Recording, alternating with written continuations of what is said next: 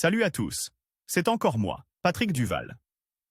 Je vous rappelle que sur ma chaîne, je parle de tout ce qu'on peut faire soi-même. Abonnez-vous si vous aimez bricoler, il y aura plein de choses intéressantes. Et maintenant, passons directement au sujet de cette vidéo. Presser le jus d'un grand nombre de pommes, de poires, de prunes, de pêches, d'abricots ou de raisins, vous avez besoin d'un pressoir. Il peut traiter des centaines de kilos de fruits en quelques heures.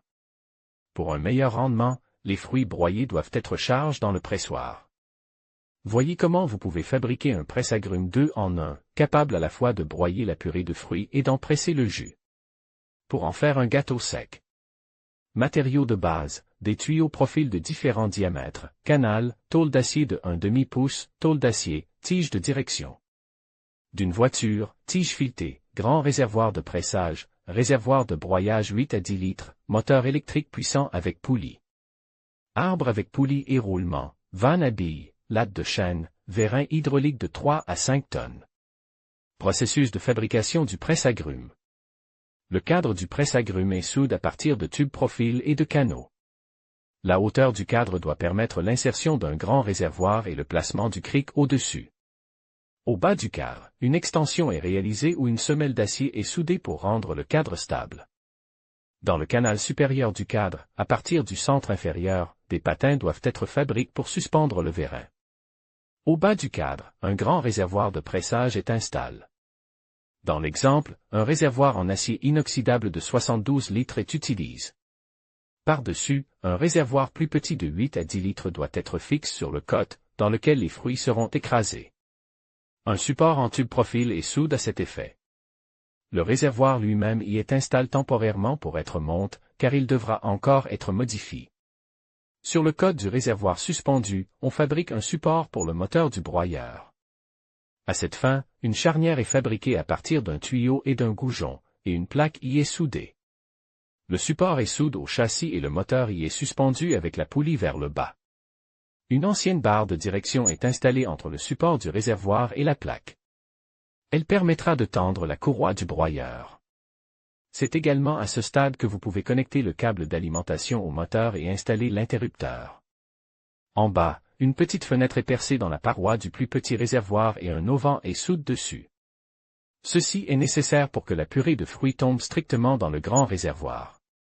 Un trou est percé au centre du fond de la cuve. Une section de tuyau est soudée au centre du fond de la cuve et un palier y est enfoncé. Ensuite, 2 lames de broyage sont découpées dans de l'acier inoxydable. Elles sont soudées ou vissées en croix sur l'arbre et celui-ci est inséré dans le fond de la citerne. À la sortie, une poulie est placée sur l'arbre, fixée à l'aide d'une clé et serrée avec un écrou au travers d'une rondelle.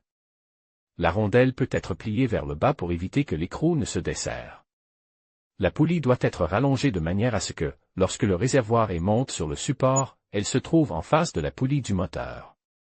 La cuve du broyeur est mise en place. La courroie est tendue entre les poulies à l'aide de la barre de direction. Un raccord est soudé au fond du grand réservoir, puis un robinet à billes y est vissé.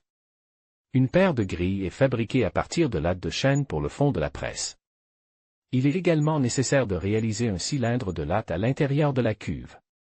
Pour ce faire, on peut les relier entre elles en vissant une bande métallique. Un couvercle pour la butée du vérin est également fabriqué à partir de la même latte. Si la cuve du broyeur utilisée est basse, elle peut être complétée par un entonnoir amovible, afin que le mou ne soit pas projeté dans le visage lors du broyage. Un sac en polypropylène est placé dans la cuve de pressage. Le broyeur est ensuite mis en marche et les fruits y sont versés jusqu'à ce qu'il ait écrasé un sac complet de purée. Ensuite, il est torsade et recouvert d'une grille. Le sac suivant est placé par-dessus si la cuve n'est pas pleine. Lorsque le réservoir est plein, le dernier sac est également tordu et recouvert d'un couvercle. Il est ensuite pressé vers le bas à l'aide d'un cric. Si sa hauteur n'est pas suffisante pour presser complètement le gâteau, il est nécessaire de placer un bloc de chêne entre lui et le couvercle. Lorsque la cuve est pleine, on ouvre le robinet et on verse le jus dans le seau prévu à cet effet. Ensuite, on dessert le vérin, on secoue le gâteau pour le sortir des sacs et on recommence le cycle. Un tel presse-agrumes est très productif. Lorsque le broyeur est équipé d'un moteur de 2,2 kW, le broyage d'un seau de pommes prend 30 secondes. Il n'est pas difficile à laver. Après utilisation, le presse-agrumes est facile à démonter pour être stock en pièces détachées. Le châssis lui-même peut être laissé à l'air libre.